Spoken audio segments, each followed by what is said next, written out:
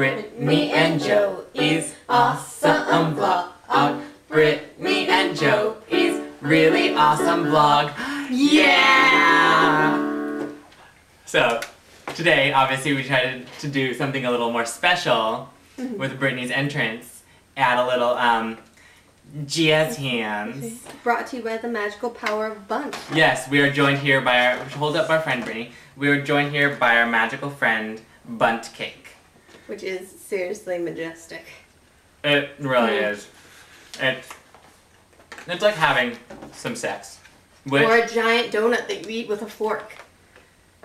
Sex is a good analogy. Yes. Because it plays into our topic for the day. Men Boys don't make passes at girls who wear glasses. I'm into men now, but we can stick with boys. That's cool. What? I'm just gonna question everything I say today. I was like, what? Yes. I can do the dramatic like glasses off thing. It's good. It's like the only time actors wear glasses, so they can do that like dramatic pull. Or if they're playing a nerd, because all nerds have glasses. Seriously, like the nuclear bomb is going off when? What? Yeah. So anyways, subject for today is boys don't make passes at girls who wear glasses. Or they don't. Men. Brittany's into men now. Yeah. And ladies. Everything. Except animals, that's weird. I'm trying to be funny. Mission accomplished, miss. Anyway, so we have boy problems in the sense that we can't get boys to like us. The thing is, when we were in high school, we were going through this phase where we didn't dress nice. We thought we were ugly, and like at one point I had like the worst haircut ever. It was like a faux hawk. I always wore denim shorts with knee-high socks. I thought I was punk, but instead of wearing like cute girly punk clothes, I wore like all guy clothes with like safety pins and straps. I thought it was cool to wear shirts 4 sizes too big for me. Yeah. We weren't good anyway. No. So at least then we had an excuse. We were like, okay, so we're ugly and frumpy. No wonder we can't get boys. Mm-hmm. But I did. You did. But they were. She got douchey loser who slept with everyone possible at SakuraCon. Is there any place less Which cool? Which is sadness, just anime sadness. Anime fucktards. Because I don't care if we offend our anime makes him so angry. Like, if you ever get the chance to meet this wonderful person in person, don't bring up anime or he might kill you. It's because I'm a convert. I used to be into it, but then I realized how retarded it was. Yeah, I was never into it. I thankfully avoided it. And she avoided the taint of and then she went out with a really kind of awkward loser. Yeah. Anyways, so now, but like ever since then, all of our friends kept pounding into our heads. They're like, "Oh, you're so funny and you're so cool. You're actually really hot too." Yeah. And now I'm like, well, then what is my major deficiency? What is repulsing all these boys? I actually asked some people at work the other day if I had like face cancer, like face tumors. I was thinking were invisible to my own eyes, but everybody else could see it, and like they were just being nice and not going to tell me that I had giant cancer face, like the kid in Mask.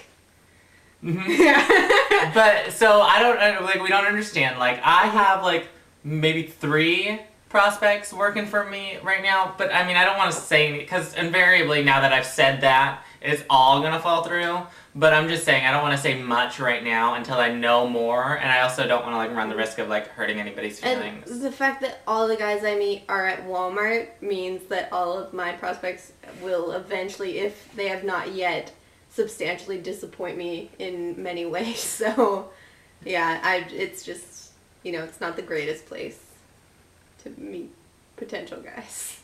The fact that you're even considering potential guys at Walmart. It just shows how sad my life has been these past See, at least years. I'm like going to school and like, hey, the funny thing about like the parties I've been going to, like, I have officially become like an average college student where I'm like going to parties every weekend. Where I'm like, I have like 4 parties to be at today, so can we just knock back a few and go on? But the last 2 like times I really was like hanging out with anybody, I had to be sober. Because I was the designated driver.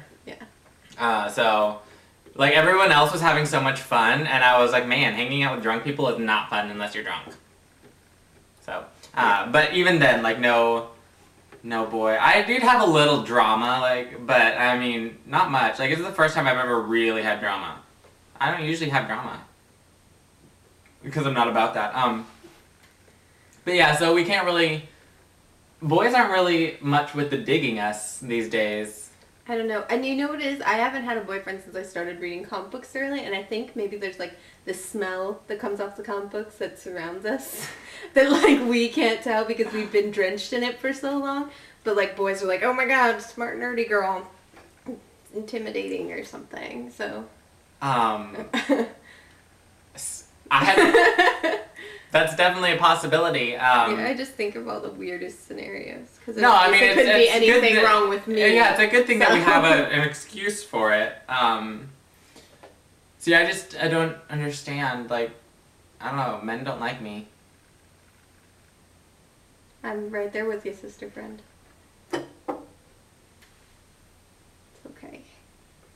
We'll be okay. Let's make this funny again, because this is really sad. Sorry, we brought it to a not fun place. You guys came here for a show. That was a punch in the gut. We need to bring this one back up with like a jazzy number. Or a bite of bunt. Oh my gosh. This cures everything, girls. Food. And gents that don't know the secret, that chocolate cures all of your problems. Mm-hmm. That and shopping. Oh my gosh. Like if world suffering could eat some Bunt Cake, it'd be gone.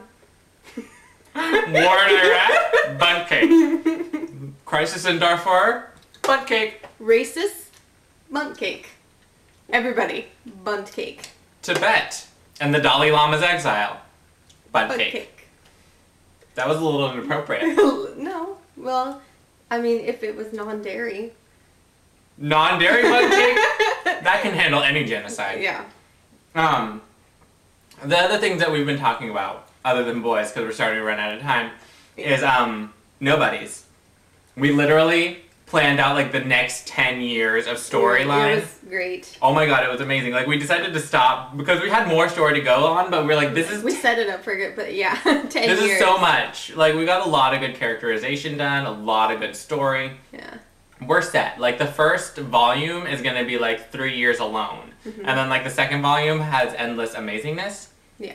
We and came the up. third is really We came up with a list of writers we would let touch our book because yes. like when a series goes on for a while, like sometimes they bring in guest writers, but we would be very strict because we plan so much. And we're not trying to be like we're better than these writers. We're just saying we work very hard on creating the storylines. So we wanted to kind of be strict with how like the storylines were handled. So like as long as they kind of stuck to what we had already planned out, but just with their amazing writing. So we got to kind of go through this quick. Joss Whedon. Because he is God. Jane Espenson. Who is amazing. Unbelievably amazing. Mm-hmm. Amber Benson, who worked on Tales of the Slayer. It was amazing. Yeah, it was good. Brian K. Vaughan, hello. Writes teens like nobody's business.